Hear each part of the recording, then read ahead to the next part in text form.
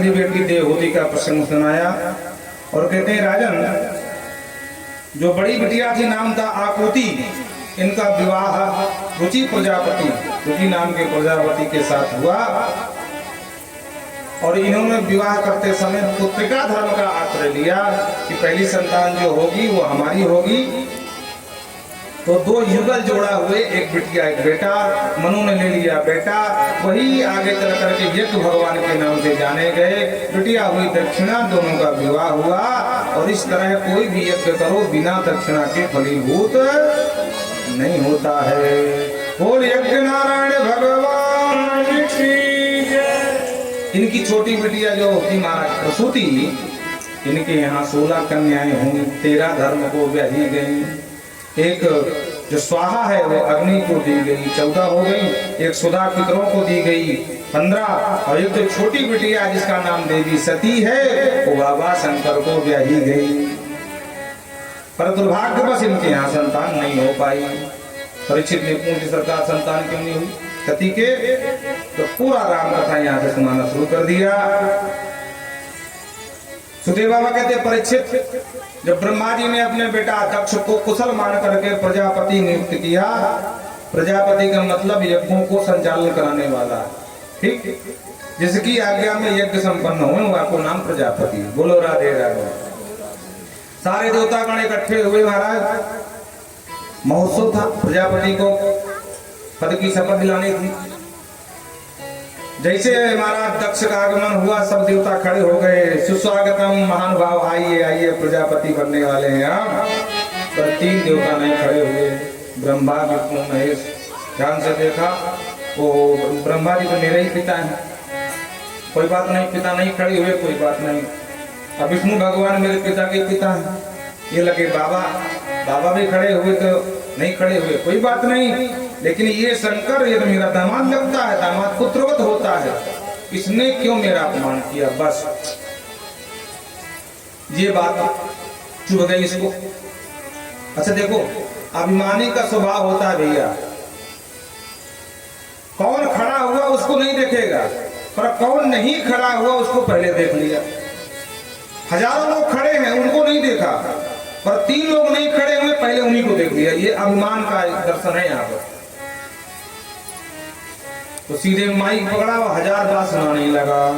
श्रूयतां ब्रह्मर्षयो मे सहदेवा सहगणः साधूनां ब्रूते कृतं नाज्ञानं च मत्सरः।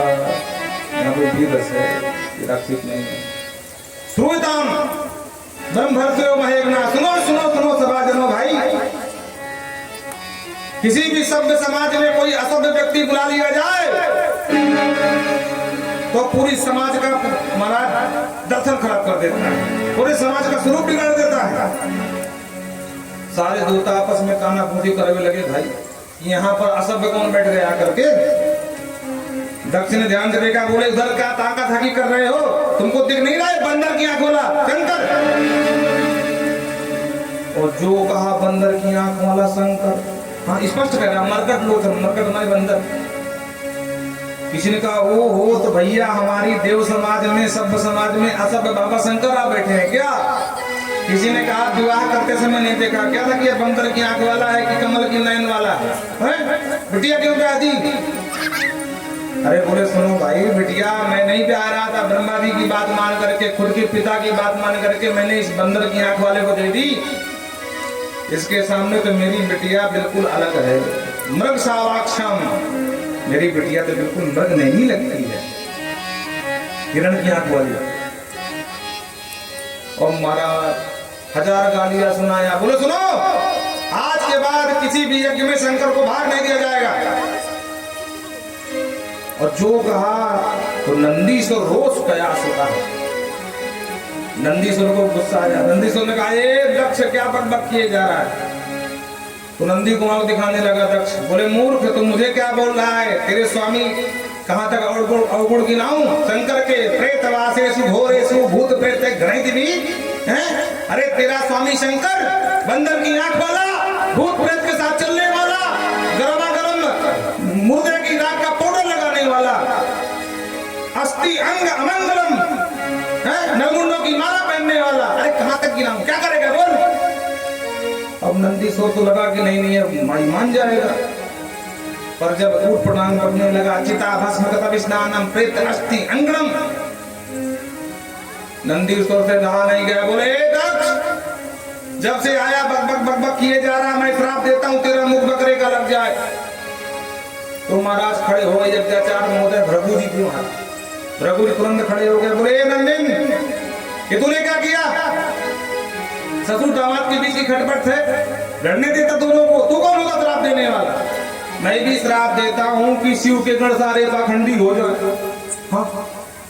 और जो कहा शिव के गण पाखंडी हो जाए, नंदीश्वर से नहीं रह गया, बोले सुनो पंडित जी महाराज, तुम जैसे चाटकार ब्राह्मण सब भिखमंगा हो जाए, सर्वभक्षा दुजावृत्ति। हाँ हम भी श्राप देते हैं कि तुम जैसे चाटकार ब्राह्मण भिखमंगा बन जाए महाराज। और जो श्राप दिया बाबा शंकर ने देखा, बोले हम आए थे समारोह में, स्वागत समारोह, यहाँ साफ समारोह होने लगा, भैया पूरी मंडली को डालो, चलो बाबा चलो, और सबको लेकर के नंदी भृंगी श्रृंगी सब लेकर के बाबा पहुंचे कैलाश। इधर 1 साल के बाद कनखल क्षेत्र हरिद्वार में पुनः यज्ञ का आयोजन हुआ, छोटे छोटे देवता को बुलाया गया, पर शंकर को बुलाया नहीं गया। देवता भी कम नहीं है, सब जानते हैं कि ससुर दामाद में खटपट चल रही है, पर जानबूझ करके अपने अपने विमान लेके बाबा के कैलाश के ऊपर से निकल गए। हाँ कलहंत पांडवी अच्छा शांति से निकल जाए तो कोई बात नहीं, पर सुरत्रिय करही का लगाना, दिमांगनाएं नृत्य कर रही हैं, ठुमके लगा रही हैं और गीत गा रही हैं। पहली बात देखो, सड़क में तो नियम है कि भाई सड़क से ही जो है आपको गाड़ी चलाना पड़ेगा, लेकिन सड़क में भी थोड़ा बहुत दाएं बाएं हो जा सकता है, लेकिन आकाश मार्ग में क्या समस्या, चाहे जहां से निकल जाते, पर देवता भी कम नहीं है। तथा पुस्तक नमस खेचराम प्रजलपताम, जब नभ में आकाश में विमानों की गड़गड़ाहट हुई, तब महाराज सती ने देखा, ध्यान से विचार करने लगे कि भाई इतने सारे विमान कहाँ जा रहे हैं। तो एक देवांगना से पूछा, अरे बहन कहाँ भागी जा रही है। उसने कहा मेरे पास समय नहीं, पीछे जो है से पूछ लेना। और जिसको टोकती वही देवांगना भाग जाती है। अंत में एक को हाथ में जोड़ा, गिराया, अरे बहन तू बता दे कहाँ जा रही। अरे बोली, अरे सती तू यहाँ खड़े खड़े काम मुंह देख रही, हम सबका तेरे पिता के यहाँ जा रही, कनखल हरिद्वार में यज्ञ हुआ है, वहां निमंत्रण में जा रहे हैं, तुम नहीं चल रही क्या।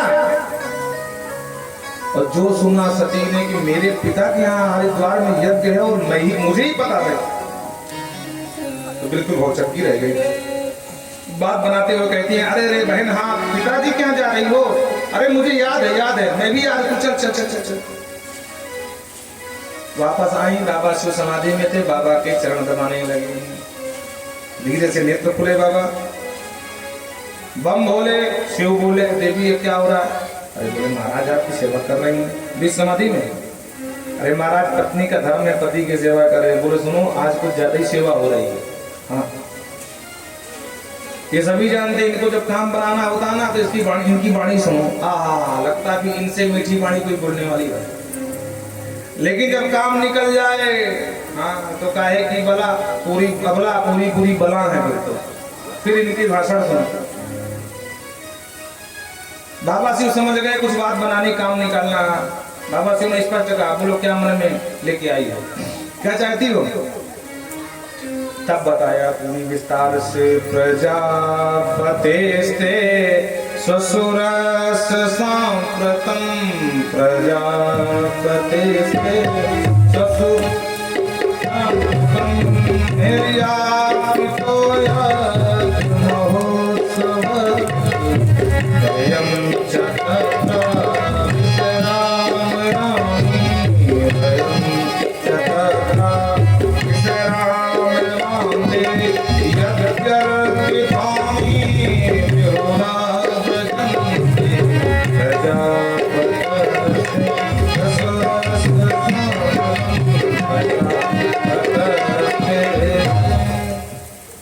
कहती हैं, ये नहीं कहा कि मेरे पिता के यहाँ प्रजापतस्ते ससुरस्य सांप्रतम, तुम्हारे ससुर जी महाराज दक्ष प्रजापति के यहाँ यज्ञ महोत्सव किल, अरे बहुत बड़े यज्ञ का आयोजन हुआ है। आप यहाँ बैठे बैठे समाधि में बैठे रहोगे, सब देवता भागे भागे जा रहे हैं, हम तुम्हें चलेंगे क्या। बाबा शिव ने कहा क्यों निमंत्रण आया है क्या? अरे प्रभु कैसी बात करते हो, मेरे पिता हैं, सबसे छोटी बेटी हूँ, मुझे बहुत लाड करते हैं। वो जो उन्होंने जरूर निमंत्रण भेजा होगा। अब हम लोग जंगल के वासी हैं, हो सकता है निमंत्रण काट लेने वाला रास्ता भटक गया हो, है? इसलिए इसे फालतू की बात तो सोचो मत। भगवान शिव ने कहा ना भटका है ना कोई लेके आया है, वस्तुतः निमंत्रण ही नहीं भेजा गया। देवी आप कैसे कह सकते हो विश्वास से इतना? तब पूरी राम कहानी उस दिन की सुनाई थी कि जब तुम्हारे पिता बने प्रजापति दक्ष तो स्वागत समारोह में सारे देवता गए, हम भी गए, सब खड़े होकर प्रणाम किए, पर हम तीन नहीं खड़े हुए तो बुरा मान गए, 1000 गाली दी और अंत में कह दिया आज के बाद किसी भी यज्ञ में शंकर को दक्षाय शापम विसर्ज दारुणम। दक्ष ने श्राप दे दिया कि आज के बाद किसी भी यज्ञ में शंकर को भाग नहीं दिया जाएगा। सती जी ने कहा ओ ससुर दामाद के बीच में इतनी बड़ी खटपट भैया, और हमें कानों कान खबर ना रही। कहती हैं आप भी कम नहीं हो। अरे कम से कम खड़े हो जा, तुम्हारा क्या घट जाता? बोलो राधे राधे। माताओं का स्वभाव होता है अपने पिता की कभी गलती नहीं मानेंगी, अपने भैया की मानेंगे। हाँ अपनी घर वालों गलती कभी नहीं मानेगी कि तुम में कुछ कमी होगी। बोलो राधे राधे। तो धीरे से बोले सुनो, देखो तुम तो जाओगे नहीं, हमको पता है, पर पिता के यहाँ बिन बुलाए भी जाना चाहिए, ऐसा शास्त्र का विधान है। बाबा शिव ने कहा बिल्कुल विधान है, लेकिन तब जाना चाहिए जब बीच में खटपट ना हो, आवागमन चालू हो, तब बिन बुलाए भी जाया जा सकता है। लेकिन जहाँ कोई विरोध मानता हो वहाँ बिल्कुल नहीं जाना चाहिए। नहीं, वहाँ जाने से कोई कल्याण नहीं है। स्पष्ट कर दिया यदि ब्रजस्सम अतिहाय मत बचो, मेरे वचन की आज्ञा का उल्लंघन किया तुमने तो भद्रम भवत्या न ततो भविष्यति। हे भद्रे, हे प्रिय प्रिया, प्रिया माने पत्नी, भद्रम न भवत्या ततो भविष्यति, तुम्हारा कल्याण कभी भविष्य में नहीं होने वाला है। क्यों? संभावित सृजनात् पराधयो। कहते हैं ना दूसरे की गाली तो बर्दाश्त हो जाती है, लेकिन जो वही लोग गाली देने लगे जो दिन रात चरण छूते थे, उनकी गाली फिर बर्दाश्त से बाहर हो जाती। मर्म ताड़िता। दूसरे अपमान करें तो लोग सह लेते हैं, लेकिन जब खुद का बेटा अपमान करता है उस समय लगता धरती फट जाए और हम इसी में समा जाएं। अपनों का किया हुआ अपमान वो बाण से ज्यादा घातक हो जाता है। इसलिए अगर मेरी बात नहीं मानोगी तो यदा ससद्यो मरणाय कल्पते, अंत में तुमको मरना पड़ेगा, स्पष्ट भागवत में कह दिया। और बाकी तुम जानना तुम्हारा काम जाने। लेकिन सती नहीं मानी और अपने बहनों की याद में, बहनों की याद में सीधे निकल गई। बाबा नंदी को भेजा, बोले जाओ, अकेले कभी गई नहीं है, का सम्मान इनको छोड़ करके आओ। नंदीश्वर गए, बोले देवी मैया हमारे रहते रहते पैदल जाओगी? भवानी मैया ने कहा तो काहे में जाए, कौन सा हवाई जहाज में आवा दोगे? अरे माता जी हमारी पीठ काहे लिए, बैठो इसमें। तो माता जी को बिठाया और जय जयकार करते हुए वहां से चल दिए। बोल भवानी मैया की जय। सीधे पहुंच गए दक्ष के यज्ञ में। छोटे से छोटे देवता का भाग तो था, पर बाबा शिव का भाग नहीं था। पर भवानी ने सोचा कि सबसे ज्यादा प्रेम अगर ससुराल मायके में होता है तो माँ का होता है, अपने पुत्रों या पुत्रियों से। दक्ष त्रास सम्माना नहीं का हो, दक्ष के डर से किसी ने सम्मान तक नहीं किया, देवताओं ने मुंह घुमा लिया। ये अपमान तो बर्दाश्त कर गई, लेकिन जब माँ के पास गई तो सात दर भले मिली एक माता, भगनी मिली बहुत मुस्कुराता। बहनें व्यंग कर रही हैं, मुस्कुरा रही हैं। अरे सती तू आ गई तू? अरे हमने सुना है कि तेरे स्वामी जी से हमारे पिता की खटपट चल रही है, तुझे निमंत्रण भी नहीं दिया गया। लेकिन कोई बात नहीं, पिता के यहाँ क्या निमंत्रण देना है, आ जाना चाहिए। और जाकर के आपस में गाना फौजी करती हैं। ये जब लड़ती है ना, ये दूसरी छुट्टियां सुनती है बहने बहने, तब देखो महाराज इनकी लड़ाई कितनी खतरनाक होती है। बहनों में आपस में कभी न पटे महाराज। बोलो राधे राधे। तो सती से व्यंग करती हैं, आपस में गाना फौजी करती, देख देख देख बिना बुलाई चली आई, देख देख देख।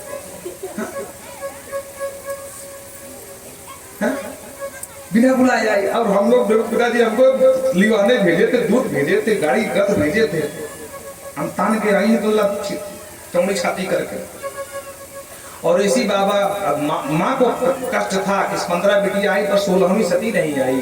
और जब माँ से मिली तो माँ तुरंत वात्सल्य उमड़ गया और आलिंगन कर लिया, लाड बढ़ाने लगी। इस बाबा इसी को लिखते हैं, सादर भले ही मिलिए कुमार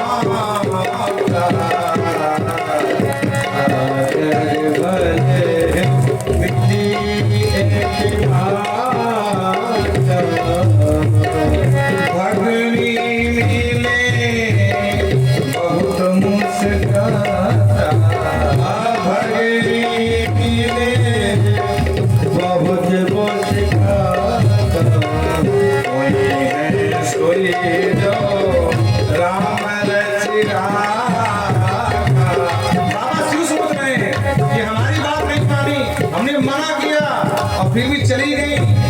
और बाबा कहते हुई है सोई जो राम रच राखा को कर के बढ़ावे शाखा। सती माँ आगे यज्ञ चलते रहो। सती माँ आगे बढ़ी, सती यज्ञ में पहुंची, छोटे छोटे देवताओं का भाग देखा, हटक कर बोले प्रजापति।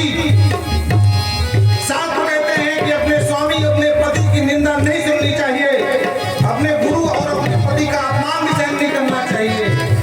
परंतु इतना महाअधर्मी है कि भगवान श्री शिव से तूने दोष किया है, तेरा कभी कल्याण नहीं होगा। और उन्होंने मुझे मना किया था पर मैं नहीं मानी, मैं बावरी थी।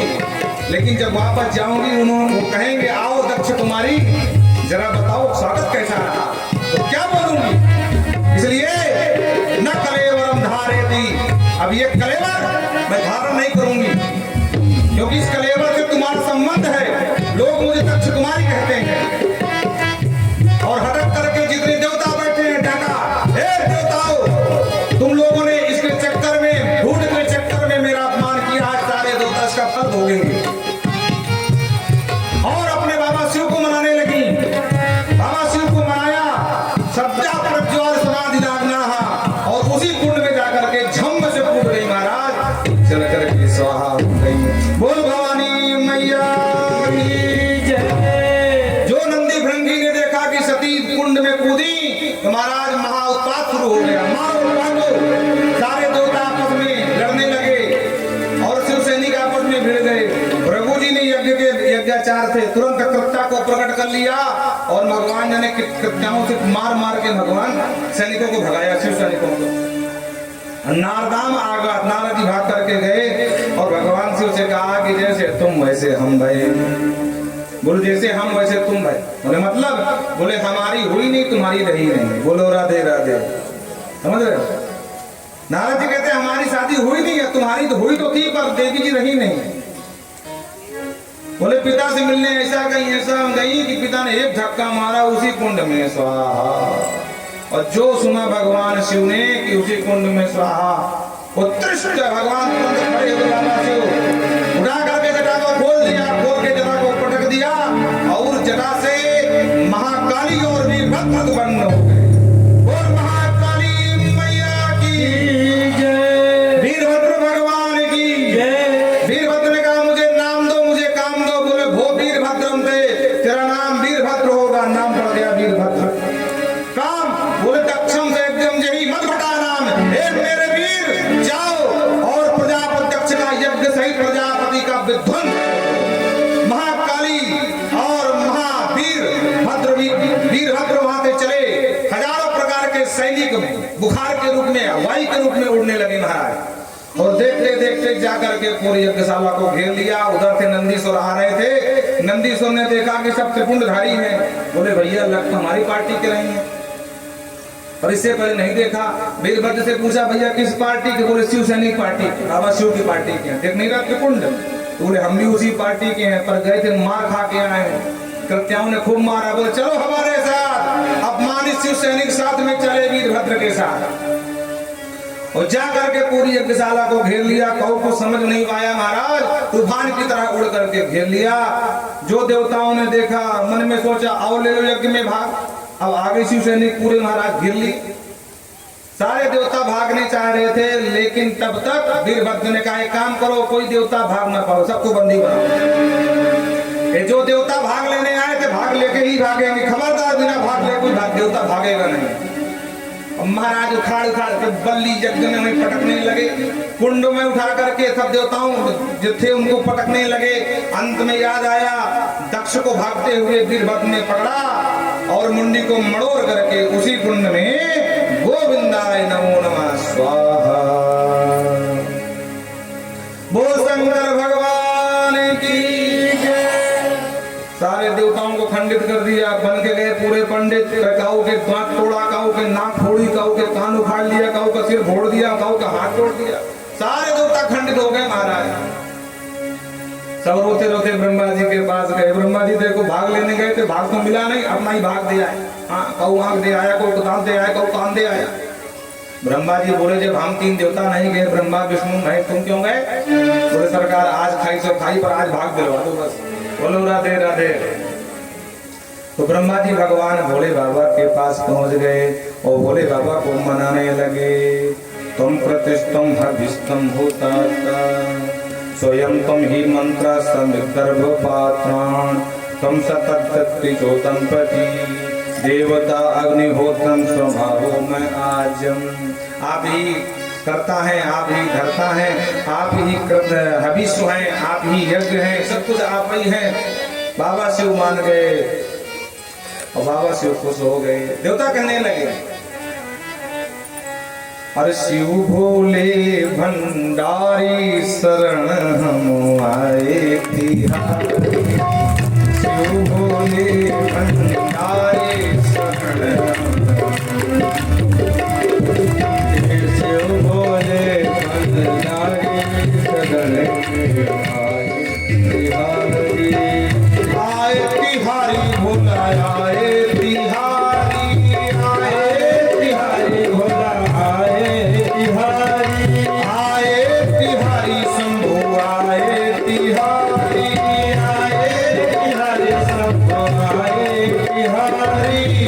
रखी लाज हमारी शरण आए तिहारी, रखी लाज हमारी शरण आए तिहारी। जय हो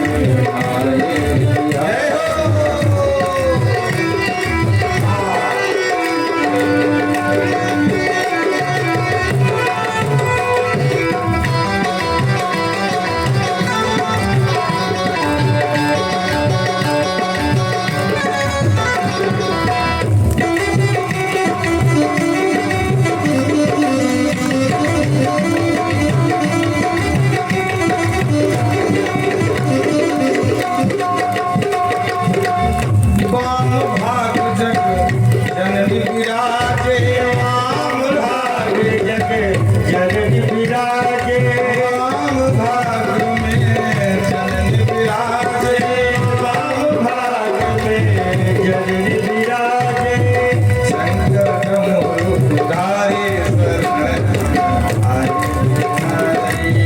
शंकर डमरुधारे शरण आए।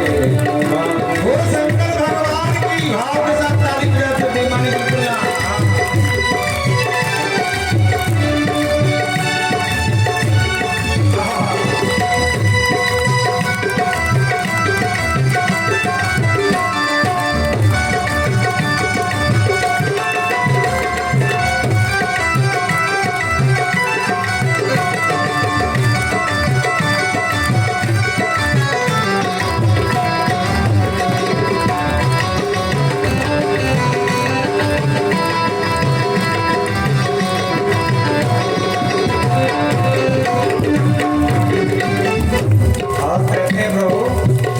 कृपा करो हे अवधर दानी कृपा करो हे अवधर दानी कृपा करो हे अवधर दानी कृपा करो हे अवधर दानी भक्तन संकट हारी शरण हम आए बिहारी भक्तन संकट हारी शरण में आए बिहारी रखियो लाज हमारी शरण हम आए बिहारी रखिया राज हमारी शरण में आए बिहारी हे हो।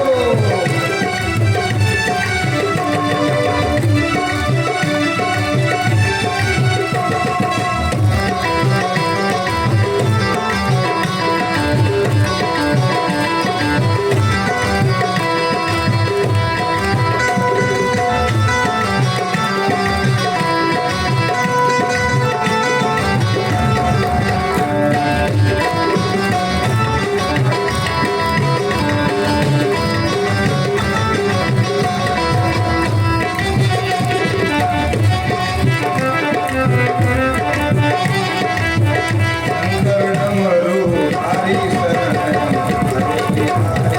शंकर डमरुधारी शरण आए बिहारी। नमः शिवाय बोलो नमः शिवाय नमः शिवाय बोलो नमः शिवाय नमः शिवाय शिव गंगाधराय नमः शिवाय शिव गंगाधराय गंगाधराय बोलो डमरुधराय गंगाधराय बोलो डमरुधराय नमः शिवाय नमः शिवाय नमः शिवाय बोलो नमः शिवाय भगवान भाई हरि शरण आए बिहारी राम हरि आए बिहारी आए बिहारी बोला आए बिहारी आए बिहारी बोला आए बिहारी आए बिहारी बोला आए बिहारी आए बिहारी बोला आए बिहारी बिहारी रखियो लाज हमारी शरण आए बिहारी हमारी शरण में आए बिहारी आए बिहारी आए बिहारी आए बिहारी। बोल शंकर भगवान की जय। भगवान शिव के सब हाथ जोड़कर खड़े हो गए। देवता स्तुति किए। कर्पूर गौरम करुणावतारम संसार सारम भुजगेन्द्रहारम सदा वसंतम हजारविंदे भवम भवानी चैतन्यम। शंकर बाबा ने कहा क्या चाहते हो? बोले सरकार यज्ञ अधूरा है, पूरा करवा दो। बाबा शिव ने कहा हमको क्या मिलेगा? बोले सरकार आज के बाद जो यज्ञ सामग्री बचेगी सब आपके इनाम होगी, जो शिष्ट बचेगा वो आपका होगा। बाबा खुश हो गए। जोई राम सोई राम, हमको जूठा मूठा जो भी मिल जाए हमको स्वीकार है। राम जी का नाम लेके हमको पालेंगे। बाबा शंकर पहुंचे यज्ञशाला में। बोले बुलाओ जजमान। बोलो राधे राधे। देवगुरु बृहस्पति बोले सरकार। बोले बाबा जजमान का धड़ तो है पर शीश नहीं है। तुम्हारे वीरभद्र ने सुहा कर दिया कुंड में।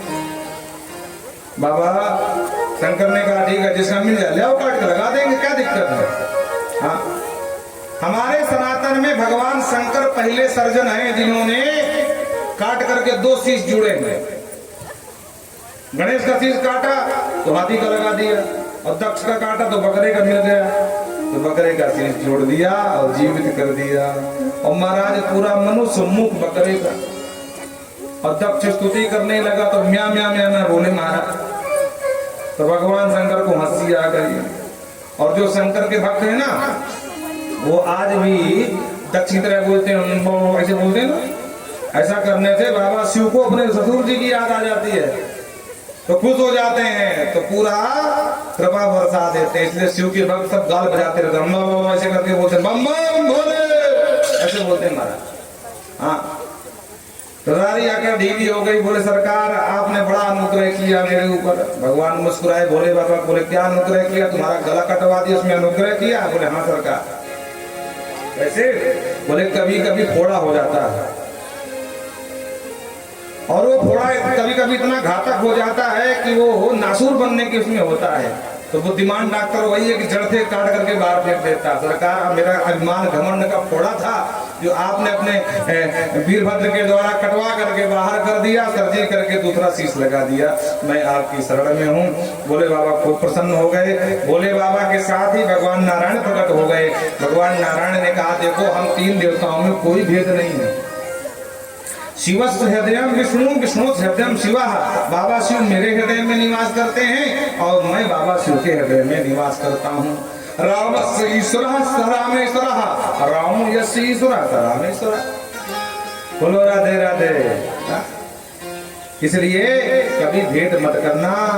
और इस तरह से यज्ञ संपन्न कराया। बाबा पहुंचे कैलाश। सुदेव बाबा कहते हैं एवं दाक्षायणी हित्वा सती पूर्व कलेवरम जग्गे हिमवता क्षेत्रे मेनायाम इति सुश्रुम। सती ने जब कलेवर छोड़ा तो महाराज हिमालय के यहाँ जन्म हुआ। इनकी मैया का नाम नैना था। बोलो राधे राधे। सती मरत हरि सन बर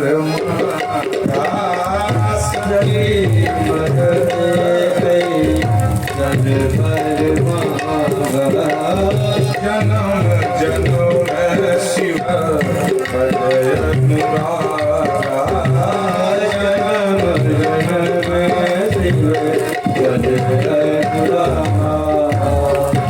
कारण हिमगिर गिर जाई जन्मी पार्वती तनु पाई। इस तरह से सती को विश्राम दिया।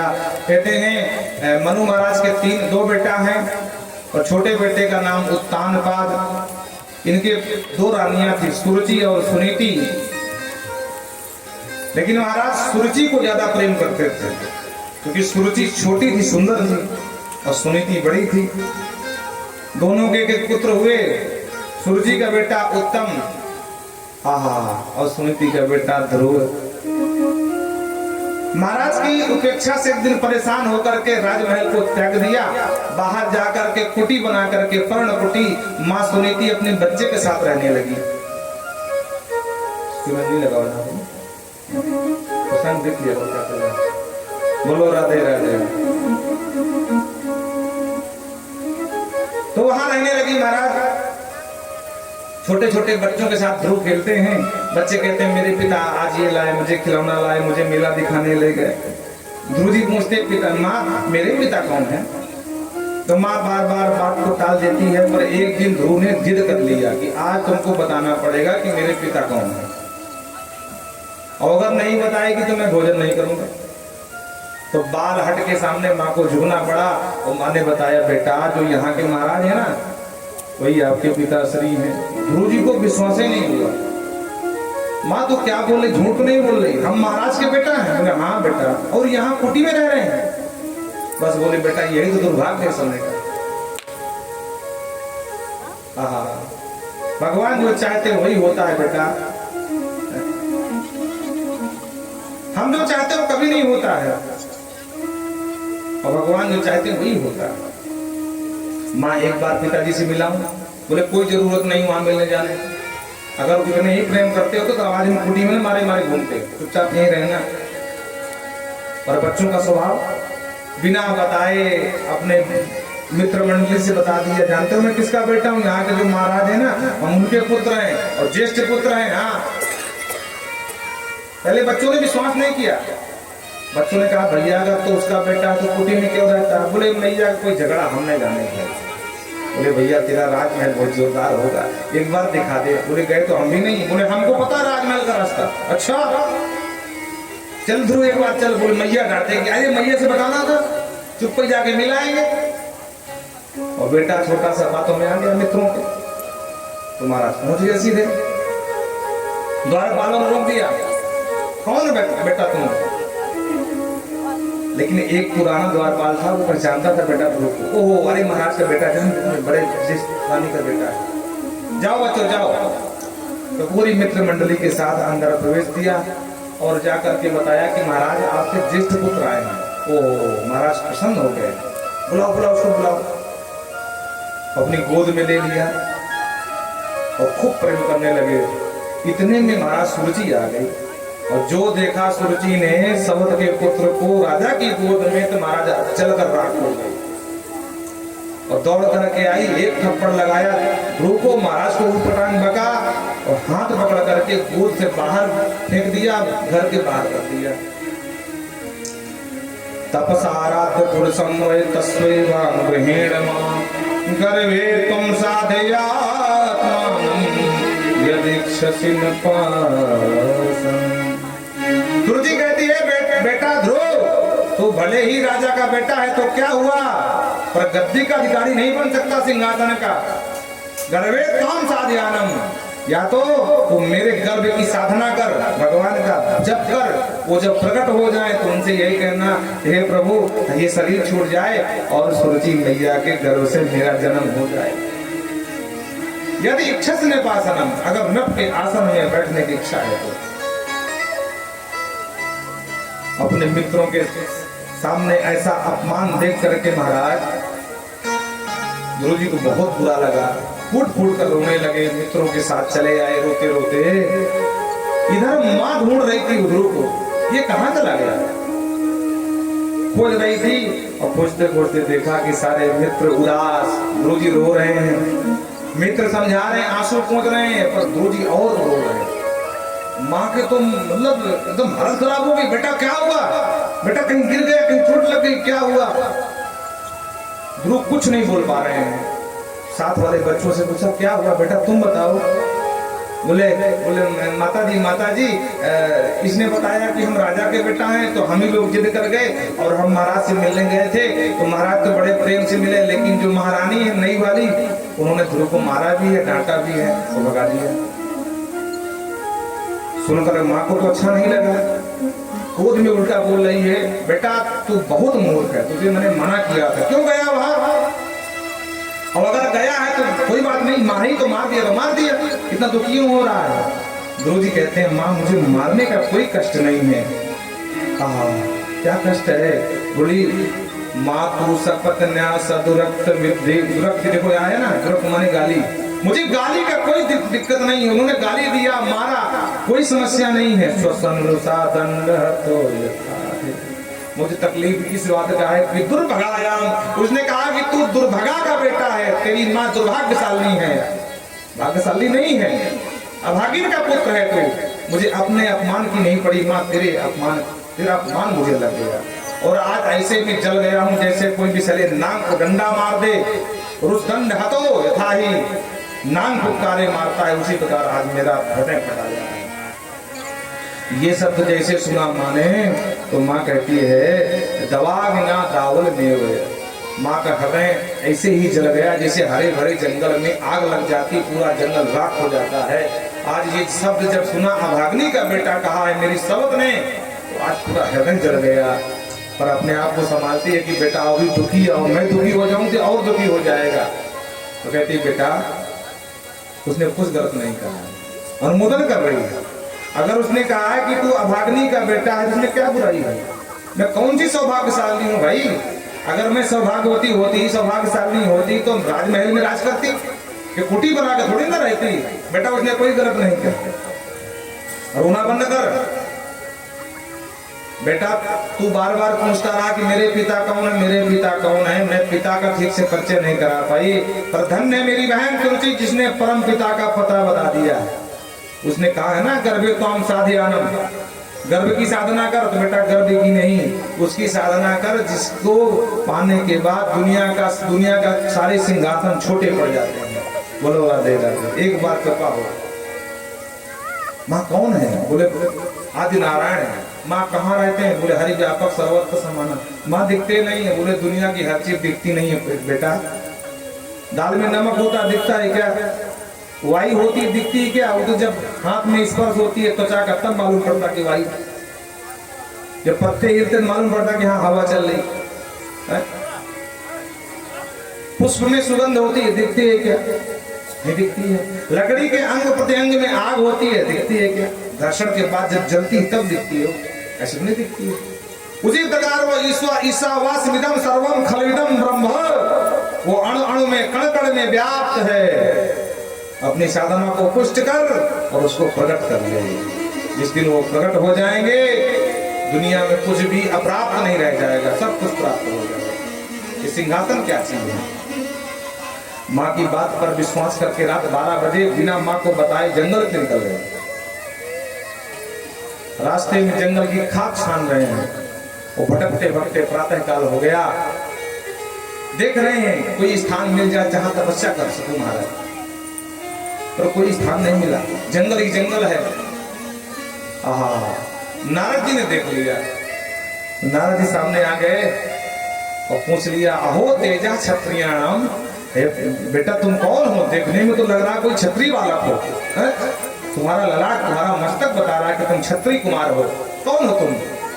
महाराज ध्रुव ने प्रणाम किया। महर्षि देवर्षि प्रणाम, मैं उत्तान पद नंदन ध्रुव हूँ। अच्छा बेटा यहाँ क्यों घूम रहा है? बोले महाराज मैं भगवान की तपस्या करने आया हूँ, भगवान को पाने आया हूँ। नारद जी ने कहा बेटा हजार हजार वर्ष के ऋषि महात्मा यहाँ लगाकर समाधि बैठे हैं, आज तक एक भी कोई पदनक चंद्रिका के दर्शन भी ना मिले। तेरी उम्र कितनी है? पंचहायन संयुक्त 5 साल का बालक है, बचकानी बात कर रहा है। बेटा भगवान मिले ना मिले पर शेर जरूर मिल जाएगा यहाँ, इसलिए मेरी बात मानते यहाँ से सीधे भाग जा। और तू क्यों आया मैं सब जानता हूँ। अच्छा मान भ्रंग ब्रह्मस्त्रताम, तो तेरी माँ ने अपमान कर दिया, अपमानित होकर के तू घर छोड़ दिया। बेटा बच्चों को मान अपमान में ध्यान नहीं देना चाहिए। बच्चों का स्वभाव निर्विकार बालवत होता है। एक थप्पड़ मारो तो गला फाड़ के रोते हैं, आंखें मीन मीन के रोते हैं, चिपक चिपक के रोते हैं। अब बगल में डेरी मिल्क की चॉकलेट पकड़ा दो तुरंत खुश हो जाते हैं मारे। तो बच्चों का स्वभाव बालवत होता है, तुमको मान अपमान में ध्यान नहीं देना चाहिए। मान अपमान समान तुल्य, बच्चों में मान अपमान तुल्य एक तुलनात्मक होता, समान होता है, इसलिए लौट जाओ। गुरु जी ने कहा महाराज जी आप रास्ता नापो, हमको जो करना हमको करने दो। आप होते कौन हमको ज्ञान देने वाले? लौट जाओ। अरे मैं माँ के वचन को मान करके आया हूँ, या तो भगवान मिलेंगे और नहीं तो अंतिम श्वास तक हम जंगल में तपस्या करेंगे। बोलो राधे राधे। नारद जी बस यही सुनना चाहते थे। कोई भी योग्य गुरु जब शिष्य बनाता है ना तो पर उसकी परीक्षा लेता है कि आज तो भाग के चला आया, 2 दिन बाद माँ की याद आ जाए, 5 साल का बालक है तो माँ के पास भाग के चला जाए तो फालतू में हमारा जो मंत्र कान में दे रहा हूँ मंत्र भी बेकार जाएगा। बोलो राधे राधे। जैसे ऊसर भूमि में कितना भी खाद डालो, पानी डालो और बीज डाल दो, कितना भी अच्छा बीज, लेकिन उसका कोई फर्क नहीं पड़ता है। ऐसे भी मंत्र भी बेकार नहीं डालना चाहिए। पहले भूमि को निरीक्षण कर लेना चाहिए, इसकी हृदय की भूमि कैसी है। अरे भैया गर्मी में हम अगर 50 रुपए का मटका खरीदते ना तो डब्बा ठोक ठोक के देखते हैं कहीं स्यावर तो नहीं, कच्चा तो नहीं है, फूट तो नहीं जाएगा, तब मटका लेते हैं। गुरु भी अपने शिष्य को ठोक बजा के देख लेता है। नारद जी ने परीक्षा लिया और शिष्य पास भी हो गया। तो धीरे से बोले बेटा भगवान ऐसे नहीं मिलते। बोले कैसे मिलते हैं? बोले बिना गुरु कर्णधारम, गुरु कर्णधार हैं, जब तक कान में मंत्र गुरु नहीं देंगे तो भगवान मिलने वाले नहीं। जो विरंज शंकर सम होई, गुरु बिन भोलित तरई न कोई। तो जंगल में गुरु जी कहाँ ढूंढूं, आपे गुरु जी बन जाओ। नारद जी बोले तो हम तो तैयार हैं। तो कान में मंत्र दे दिया, ओम नमो भगवते वासुदेवाय। द्वादश अक्षर मंत्र दिया और इसी मंत्र को बोले तत्तात वक्ष भद्रम ते यमुनायास तटम शुचि पुण्यम मधुवनम। बेटा यहाँ जब न करना, सीधा वृंदावन जा और वहाँ भगवान नित्य सानिध्यम हरि, वहाँ हरि का सानिध्य रहता है, वहाँ जब करेगा बहुत जल्दी तपस्या सफल हो जाएगी। 5 वर्ष का बालक है, मंत्र जपने लगा, पहला महीना लगा तिरात्रांते तिरातांते कपित्थ बदरासन, 3 दिन तक बिल्कुल निराहार और 3 दिन में लेते हैं क्या, कपित्थ और बदरासन, बेर और कैथा। दूसरा महीना लगा तो सष्टे सष्टे अब करो, 6 दिन वहां क्या लेते हैं, 6 दिन निराहार, 1 दिन तृण प्रणादवी, बिलपत्र तुलसी पत्र आदि पत्ता लेते हैं। तीसरा महीना लगा तो सिर्फ 9 दिन तक निराहार, 10वें दिन लेते हैं अभक्ष, जमुना जल पीते हैं। चौथा महीना लगा 12 दिन तक निराहार और 13वें दिन सिर्फ वायु भक्षोजित श्वासो, वायु का आहार करते हैं, श्वास को जीत लेते हैं। और जो 5वां महीना लगा दाहिने पैर के अंगूठे के बल खड़े हो गए, ऐसा प्राणायाम चढ़ाया, चराचर विश्व का प्राणवायु ही अवरुद्ध कर दिया। सारे देवता घबराए और जाकर के ब्रह्मा की शरण में आए, ब्रह्मा जी देखो हमारा प्राणवायु अवरुद्ध हो रहा है। ब्रह्मा जी भाग कर गए भगवान की शरण में, भगवान से याचना किए सरकार हम मरे जा रहे हैं। भगवान ने कहा नैवं विदानो भगवान प्राण रोधः चराचरस्याखिल सत्वधाम्नः। देवता कहते सरकार हम नहीं जानते कि हमारा प्राणवायु क्यों अवरुद्ध रहा, लेकिन हम ये जानते कि अवरुद्ध हो रहा है। भगवान ने कहा माम वैष्णव बालम तपस्यो ध्रुवतयाः, हे देवताओं बिल्कुल मत घबराओ, उत्तानपाद नंदन तपस्या कर रहा है और उसकी आत्मा मुझसे मिल चुकी है, इसलिए संगत आत्मा है, सबका प्राणवायु अवरुद्ध हो गया है। भगवान बिना देर किए हुए गरुड़ में बैठ करके और सीधे पहुंचे मधुर वनम भक्त दिदीक्षया गताः। बाबा सुखदेव कहते हैं आज उल्टी गंगा भई, प्रायः होता ये है कि भक्त भगवान के मंदिर जाता है, पर आज पहला ही बार हुआ साधना के दम पर, साधना के प्रभाव में कि उल्टा भगवान को भक्त के पास आना पड़ा। भगवान सामने आ गए पर ध्रुव जी आंख नहीं खोल रहे। भगवान बोले ये कौन सी बला है, मेरे लिए भजन कर रहा, मैं सामने हूँ, दर्शन भी नहीं कर रहा है। भगवान बुलाते हैं बेटा ध्रुव, बेटा ध्रुव। ध्रुव मस्त है क्योंकि अंदर दर्शन हो रहा है भगवान का, झांकी का। भगवान ध्यान से देखे, बोले ओ अंदर दिख रहे हैं, तो राम रूप तब रूप दुरावा। भगवान ने अपना रूप अदृश्य किया, अंतर ही दे, और जब अदृश्य हुआ रूप तो पट से आंख खोले, जो अंदर दिख रहे थे आंख बंद करने में वो बाहर खड़े नजर आए। ध्रुव जी को विश्वास नहीं हुआ कि इतनी जल्दी भगवान मिल जाएंगे। धीरे से पैर छुआ, जो प्रणाम किया तब विश्वास हो, नहीं सचमुच भगवान आ गए भाई। अरे राम राम मैया से 1000 बात पूछी, गुरु जी से 1000 बात पूछी, पर ये पूछना ही भूल गए कि जब भगवान आ जाए तब क्या करना है।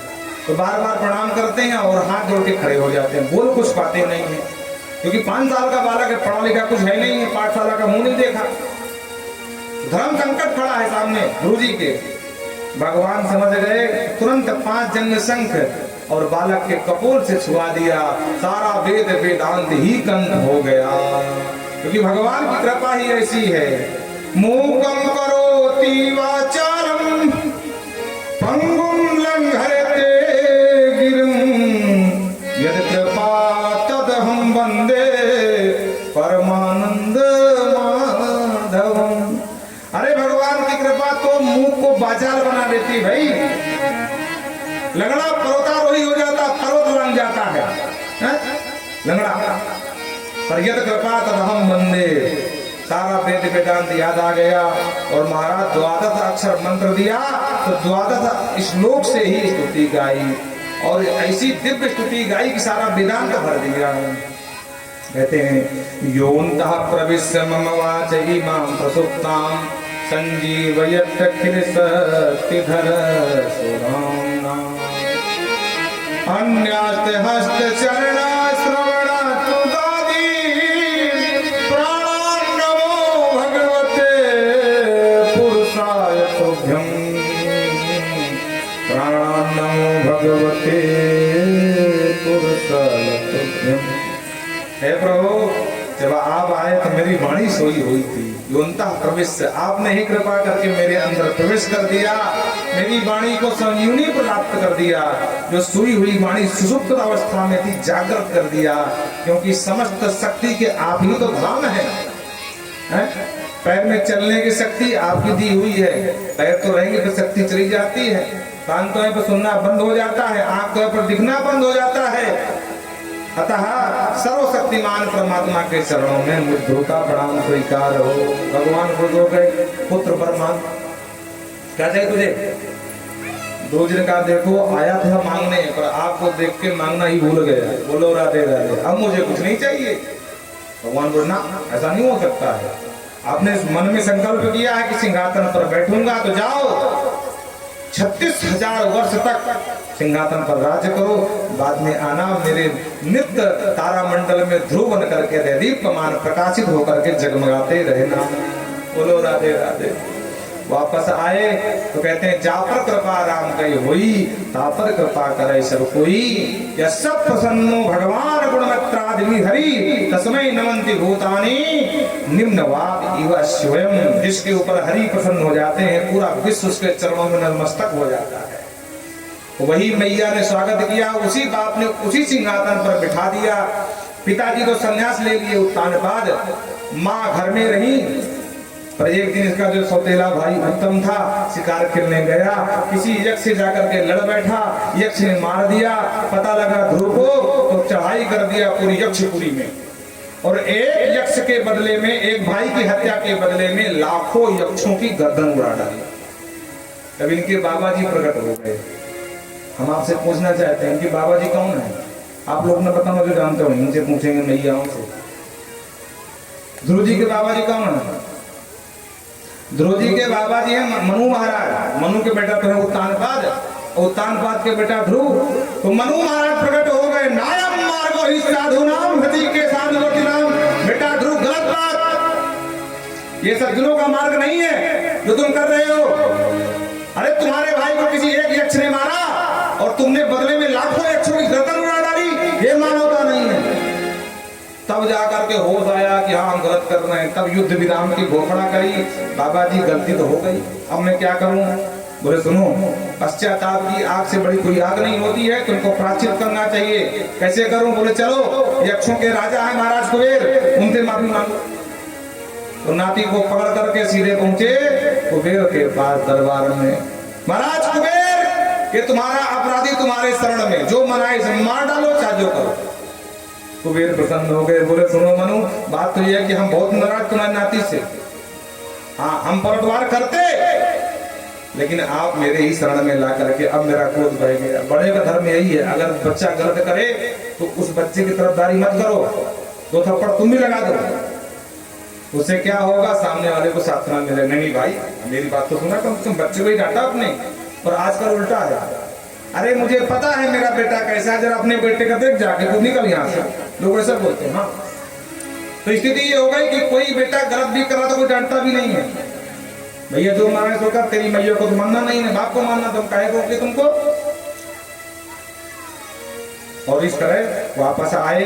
एक दिन फिर जब ज्ञान हो गया, पुनः जाकर के तपस्या किया। अंत में एक दिन विमान प्रकट हो गया और लेकर के ध्रुव जी को चलने ही वाला था कि महाराज मृत्यु देवता आ गए।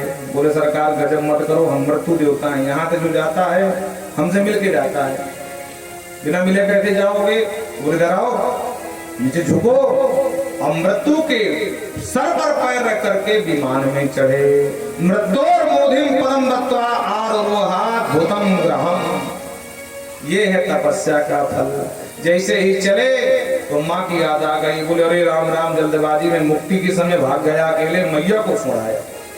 पार्षद मुस्कुराए, बोले भैया ध्रुव तुम जैसा बालक जिस माँ के कोख से जन्म लेता है, मुक्ति के समय कभी क्या उसकी माँ पीछे रह सकती? जरा देखो आगे।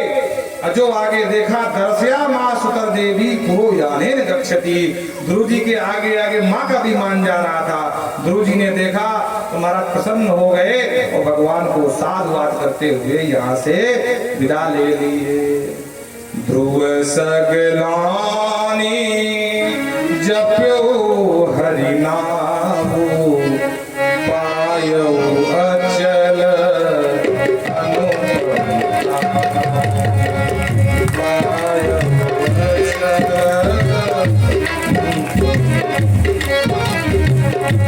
मंगल भवन अमंगल हारी।